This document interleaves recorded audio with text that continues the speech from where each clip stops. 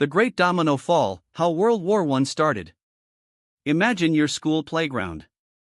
Usually, everyone plays together, but sometimes, groups of friends form secret clubs. These clubs make pinky promises to protect each other. If one person gets into an argument, the whole club joins in. This is exactly what happened in Europe over 100 years ago, in the year 1914.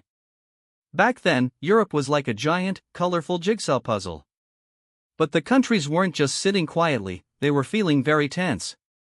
To understand why a giant war started, we have to look at 4 ingredients that were mixing together like a recipe for trouble. We can remember them using the word main. First is militarism. This is a fancy way of saying that countries were showing off.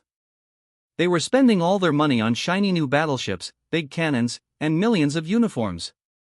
It was like a competition to see who could have the biggest toy box of weapons. Next is alliances. These were the secret clubs. Countries like Germany and Austria-Hungary promised to be best friends. On the other side, countries like France, Russia, and Britain made their own club.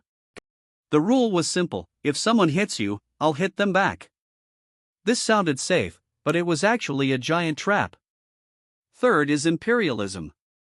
This was a big race to see who could grab the most land around the world.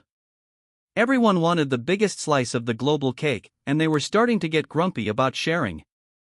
Finally, there is nationalism.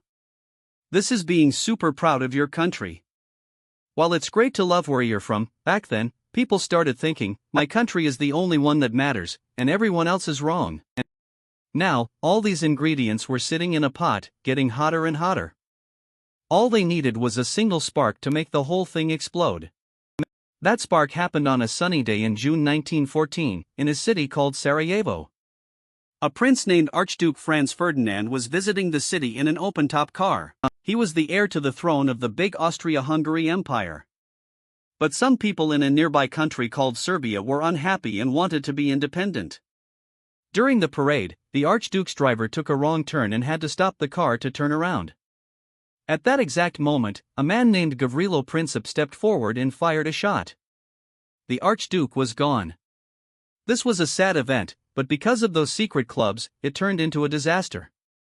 It was like a row of giant dominoes. First, Austria-Hungary was furious and declared war on Serbia. That's the first domino falling. Because Russia was Serbia's big brother friend, they started getting their army ready to help. That's the second domino. When Germany saw Russia moving, they jumped in to help their best friend, Austria-Hungary. They declared war on Russia and their friend, France. That's more dominoes falling. Then, to get to France quickly, Germany marched through a tiny, peaceful country called Belgium. Great Britain had a very old promise to protect Belgium. When they saw what was happening, they said, that's not fair, and they joined the fight too. In just a few weeks, almost all of Europe was at war. Because of those pinky promises, nobody could stay out of the fight.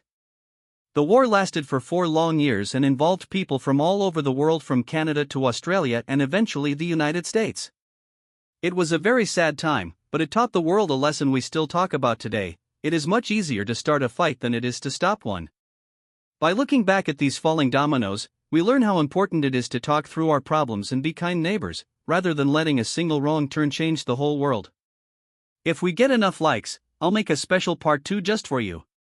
And don't forget to subscribe and ring the notification bell, so you'll be the very first to know when our next history adventure begins.